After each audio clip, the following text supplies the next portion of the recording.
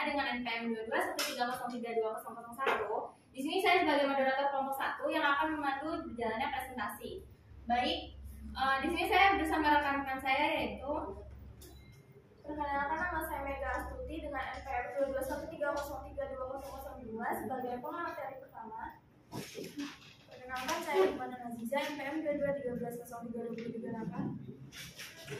Perkenalkan, saya Rifat Julieta Kamila dengan NPM 2213032003. Izin memperkenalkan diri, nama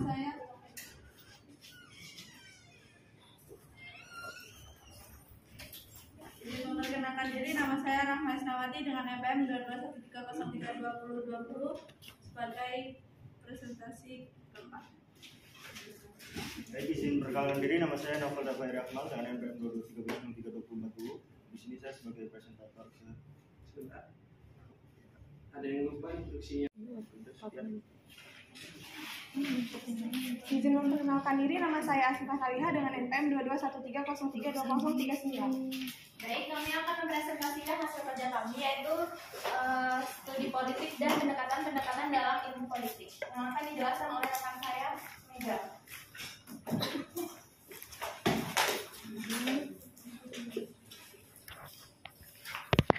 Hakikat politik sebagai ilmu pengetahuan. Politik adalah art government atau seni pemerintahan yang berasal dari bahasa Yunani. Ada rakyat sebagai pemegang kekuasaan tertinggi yang memberikan mandat kepada pemerintah untuk melaksanakan kebijakannya. Jadi, dengan kata lain, studi politik mengkaji tentang persoalan kekuasaan yang rakyat itu memberikan wewenangnya kepada pemerintah untuk melaksanakan kebijakannya sesuai dengan konsekuensinya. Ada pokok pikiran yang ditulis oleh Aristoteles dalam buku The Father of Politics Princip yang menulis buku tentang etnik dan politik, sedangkan Plato yang menulis tentang republik dan law. Dari kedua filosofi tersebut mengkaji tentang pendekatan kesejahteraan rakyat, yaitu bagaimana negara dan rakyat yang seharusnya bertindak bagi kebaikan dunia. Selanjutnya akan dibacakan oleh rekan saya Hikmah. Mengenal studi politik. Ilmu politik merupakan sebuah kegiatan di dalam sistem politik atau negara yang menyangkut proses untuk melaksanakan tujuan sistem tersebut. Politik telah lama diakui sebagai sebuah disiplin ilmu pengetahuan sosial yang berdiri sendiri, karena politik dinilai telah memenuhi kriteria sebagai disiplin ilmu dan perlu digarisbawahi bahwa salah satu syaratnya yaitu adanya objek karena bersifat umum dan merupakan topik yang dibahas secara global tentang pokok persoalan atau subject matter. Sedangkan objek formal lebih bersifat khusus dan spesifik karena merupakan pusat perhatian atau focus of interest suatu disiplin ilmu pengetahuan. Fokus objek kajian ilmu politik menurut ahli yang pertama menurut Roger of Southall, yaitu ilmu politik adalah ilmu yang mempelajari negara, tujuan-tujuan negara, dan lembaga yang akan melaksanakan tujuan itu. Yang kedua menurut Harold Laswell dan Abraham Kaplan, ilmu politik mempelajari kekuasaan dan pembagian pendudukan.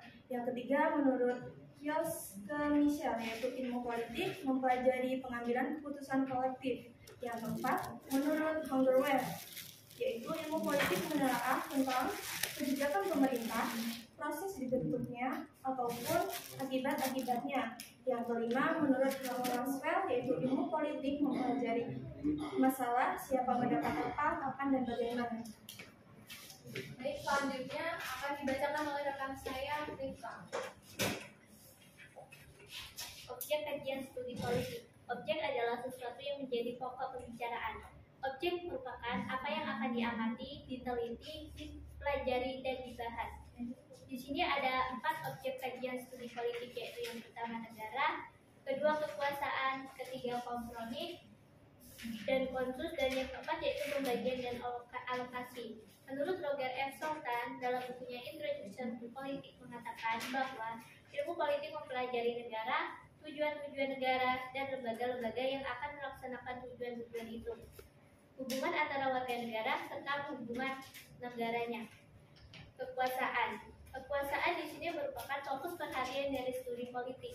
Seorang sarjana ilmu politik tertuju pada perjuangan untuk mencapai kekuasaan, mempertahankan kekuasaan, melaksanakan kekuasaan, atau pengaruh atas orang lain, atau menentang pelaksanaan kekuasaan itu sendiri.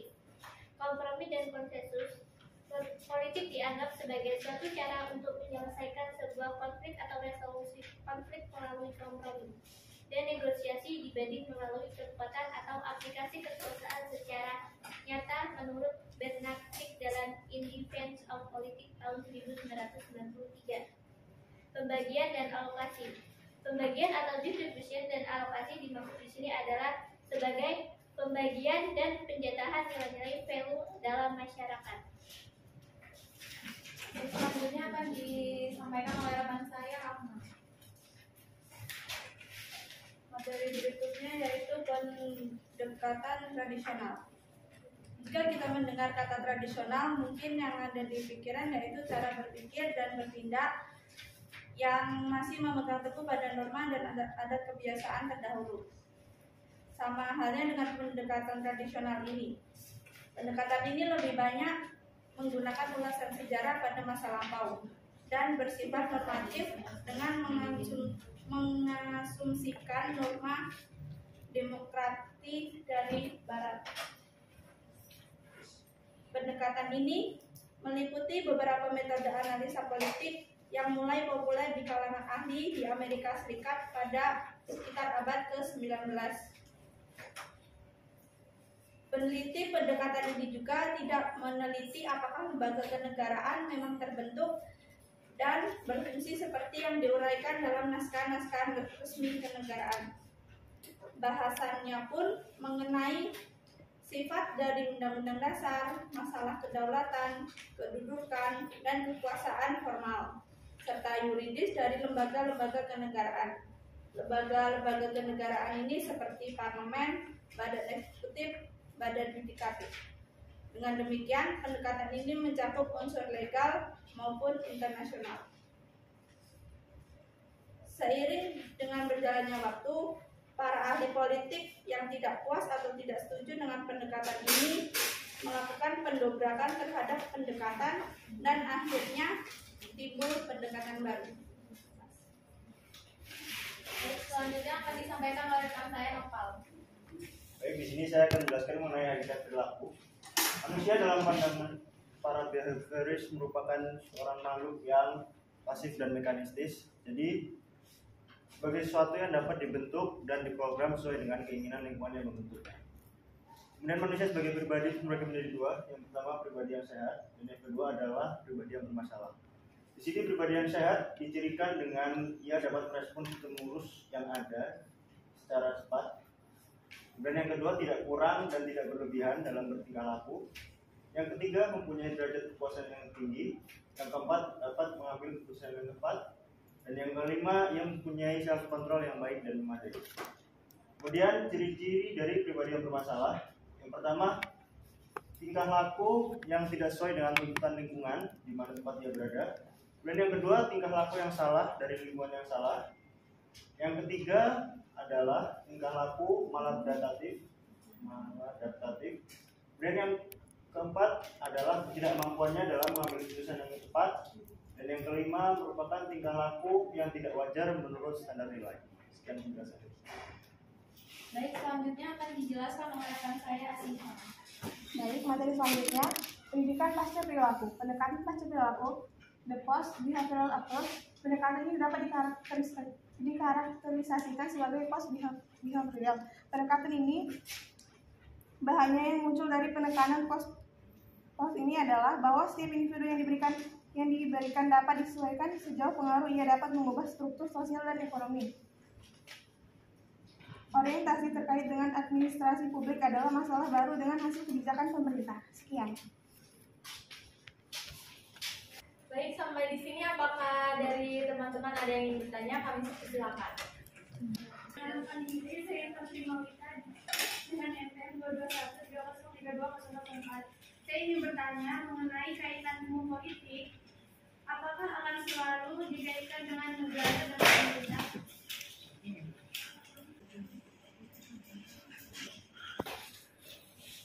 Sebelumnya izin memperkenalkan diri, saya Novia Iman Putri dengan NPM 221303206. Saya ingin bertanya, bagaimana bisa kekuasaan menjadi pusat fokus dalam objek ilmu politik? Ya, terima kasih.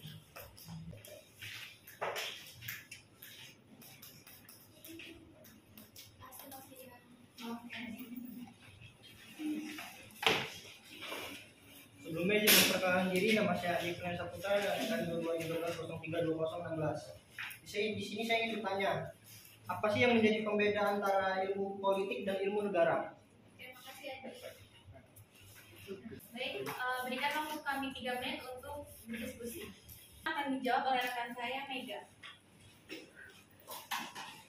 Baik, di sini saya akan menjawab dari pertanyaan Ivan mengenai kaitan ilmu politik. Apakah akan selalu dikaitkan dengan negara dan pemerintahan? Jawabannya, ilmu politik tidak selalu berkaitan dengan negara dan pemerintahan. Ilmu politik dapat juga diterapkan untuk menganalisis hal-hal di luar sistem negara dan pemerintahan. Contohnya seperti melihat pola kehidupan dalam masyarakat, lingkungan sosial maupun organisasi masa pada umumnya. Terima kasih. Selanjutnya pertanyaan dari Novia akan dijawab oleh rekan saya Rizky. Baik, di sini saya akan menjawab pertanyaan dari Novia. Bagaimana bisa kekuasaan menjadi pusat fokus dalam objek ilmu politik? Kekuasaan menjadi fokus perhatian utama dalam studi ilmu politik. Dikatakan demikian karena kekuasaan dan politik adalah satu kesatuan yang tidak dapat dipisahkan, di mana politik adalah salah satu bentuk untuk memperoleh kekuasaan, how to get the power. Ketika kita membicarakan politik, maka sebenarnya kita membicarakan sebuah strategi bagaimana kita bisa meraih kekuasaan.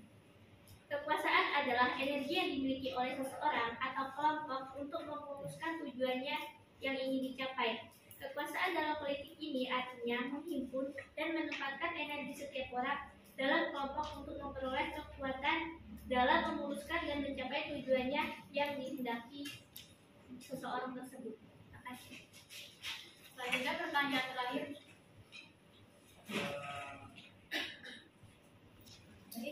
Dari pertanyaan pertama dan kedua, apakah teman-teman ada yang ingin menanggapi atau menambahkan?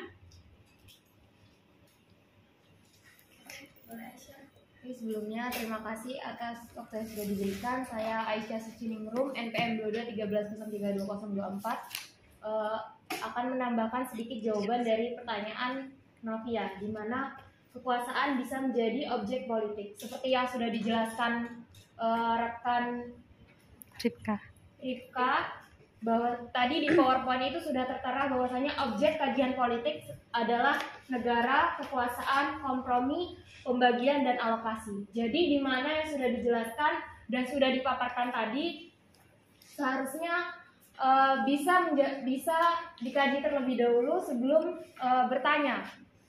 Jadi pertanyaan itu bukan yang jawabannya sudah ada di presentasi tadi, melainkan pertanyaan yang bisa memunculkan ide-ide baru atau jawaban-jawaban yang tadi sudah dipresentasikan seperti itu. Terima kasih. Baik, bagi yang nanya apakah sudah jelas? Saya sudah jelas bagian kekuasaan dalam politik itu satu kesatuan. Tapi setelah itu saya kurang paham dengan yang dijelaskan oleh Rifka tadi. Setelah itu, yang ini kekuasaan sama politik menjadi satu kesatuan yang nggak bisa dipisahkan. Setelah itu kamu ngejelasinnya, Rif, kurang jelas. Minta dijelaskan ulang. Itu pertanyaan apa tadi? Yang Perbedaan. bagaimana bisa kekuasaan menjadi pusat fokus dalam objek ilmu politik? Jadi ditanggapi kelompok satu. Saya akan menanggapi dari tadinya pertanyaan dari Novia mengenai objek politik. Kenapa kekuasaan sama politik itu menjadi satu kesatuan? Oke, jadi mengapa politik dan kekuasaan itu menjadi satu kesatuan? Karena jika tidak adanya kekuasaan, maka politik tidak bisa berjalan dengan baik. Bagaimana? Iya sih. Saya balikin pertanyaannya. Apa semua kekuasaan itu perlu ada? Ketua kelas untuk ada dosen nih nyuruh kita buat bagi kelompok. Nah itu kan kita punya kekuasaan dan kekuasaan itu harus dimaksimalkan. Kita bisa milih siapa aja yang masuk kelompok kita, teman kita mau masuk ke kelompok mana aja gitu. Itu contoh kecil kekuasaan berkaitan dengan politik seperti itu. Jadi sudah terjawab. Kalau saya simpulkan sebenarnya keduanya saling berkaitan. Sebenarnya simpel. Dua pertanyaan. Dari pertanyaan terakhir, pertanyaan Adi akan dijawab oleh rekan saya Asih. Sebelum menjawab, saya akan menjawab pertanyaan dari Adi. Apa yang menjadi pembeda antara ilmu politik dan ilmu negara? Dalam hal ini, ilmu politik memiliki cakupan yang lebih luas bila dibanding dengan ilmu negara. Ilmu politik telah berkembang dari sekedar kajian yang mencakup bidang yang lebih luas. Bagaimana Adi, apakah sudah jelas? Ada yang mau ditambahkan? Tadi pertanyaan Adi ya. Tadi kan dibicarakan itu lebih luas daripada ilmu negara. Nah, maksud dari lebih luas itu seperti apa? Mungkin cakupannya, Iya. cakupan dari luas. Kalau warga negara akan basisnya suatu negara. Ada ilmu negara. Nah, cakupan lebih luas di ilmu politik itu yang seperti apa? Apa aja? Atau apa aja? Nama saya Nureni Fitriana dengan NPM 2213 Tadi pertanyaan Aisyah, kenapa ilmu politik itu Mencakup apa aja? Ya. Apa aja cakupannya? Karena ilmu politik menggunakan metode sosiologis, yakni dengan memperhatikan faktor-faktor sosial atau sosiologis dan kemasyarakatan. Bisa ya? Tadi pertanyaan dari Intan tadi kan pertanyaannya apakah Hubungan. politik itu selalu berhubungan dengan pemerintahan gitu kan. Tadi jawaban dari teman-teman itu teman-teman nomor 1 menjawab selalu ada hubungannya, dan berdasarkan literasi yang saya peroleh di sini ilmu politik itu tidak selalu berkaitan dengan pemerintahan. Ilmu politik itu juga bisa diterapkan untuk menganalisis hal-hal yang di luar sistem negara seperti melihat pola kehidupan dan interaksi manusia dan di lingkungan bisnis, sosial, organisasi, sampai komunitas-komunitas dan interaksi manusia lainnya. Perkenalkan diri, nama saya Angelita dengan NPM 2213032008. Di sini izin menjawab menanggapi pertanyaan dari Aisyah, yaitu kenapa ilmu politik cakupannya lebih luas daripada ilmu negara. Yang pertama, ilmu negara itu bersifat realitis yang hanya mencari fakta, sedangkan ilmu politik itu bersifat praktis seperti menganalisa peristiwa-peristiwa politik kehidupan negara sehingga sifatnya dinamis. Sekian, terima kasih. Teman-teman, apakah ada yang ingin menanggapi lagi atau menambahkan? Saya persilakan.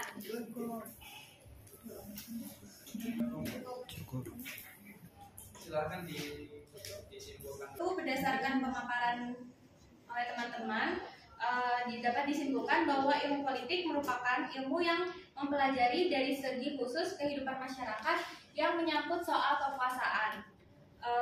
Objek kajian ilmu politik menurut pemahaman kami adalah batasan-batasannya dengan ilmu-ilmu sosial lainnya, mulai dari sosiologi, antropologi, sejarah, geografi, ekonomi, dan psikologi. Kajian ilmu politik dapat menggunakan dua pendekatan, yaitu pendekatan kualitatif dan kuantitatif. Setelah itu metode penelitian. Manfaat ilmu politik menjadikan kita supaya kritis terhadap suatu permasalahan. Pendekatan-pendekatan dalam ilmu politik menjadi 3, yaitu pendekatan tradisional, pendekatan perilaku, dan pendekatan pasca perilaku. Pendekatan tradisional tidak menghiraukan organisasi informal. Bahasa ini bersifat statis dan deskriptif dalam bahasa analitis dan banyak memakai ulasan sejarah dan proses pembahasan fakta kurang dibedakan dengan norma. Pendekatan tradisional lebih sering bersifat normatif dan mengasumsikan norma-norma demokrasi barat. Kelemahannya yaitu bahasanya lebih deskriptif daripada analitis, lebih banyak menggunakan ulasan sejarah seperti menelusuri perkembangan parlementer. Selanjutnya pendekatan perilaku, yaitu perhatian utama mengidentifikasi perilaku kepemimpinan yang efektif. Pendekatan ini muncul setelah pendekatan berdasarkan ciri ini menekan pada sifat seperti kepribadian, motivasi nilai, dan keterampilan mengalami kegagalan. Umumnya behaviorisme ini adalah teori belajar yang menumpukan kajian tentang tingkah laku yang nyata boleh diperhatikan dan diukur. Tujuan terapi behaviorisme ini membantu klien memperoleh perilaku baru, mengeliminasi perilaku dan maladaptif, dan memperkuat serta mempertahankan perilaku adaptif. Terakhir yaitu pendekatan pasca perilaku, yaitu sebuah pendekatan yang masih menumpuk sejumlah perdebatan. Ia menjadi sebuah pendekatan yang komplit karena muncul adanya ketidaksesuaian antara teori yang dihasilkan dengan kebutuhan masyarakat serta menjadi salah satu faktor utama yang menjadi kritikan atau relevansi. Pendekatan ini muncul karena adanya fokus yang berlebihan dari ilmuwan. Pendekatan pasca perilaku ini menjadi sebuah pendekatan yang memiliki kelemahan metodologis dan akhirnya tidak berhasil merumuskan teori-teori politik yang baku, masih menuai perdebatan. Hal ini merupakan sebuah konsekuensi dari proses kesempurnaan pendekatan sebelumnya. Baik, kami tutup. Sekian presentasi dari kami. Kurang lebihnya kami mohon maaf. Terima kasih. Wassalamualaikum warahmatullahi wabarakatuh.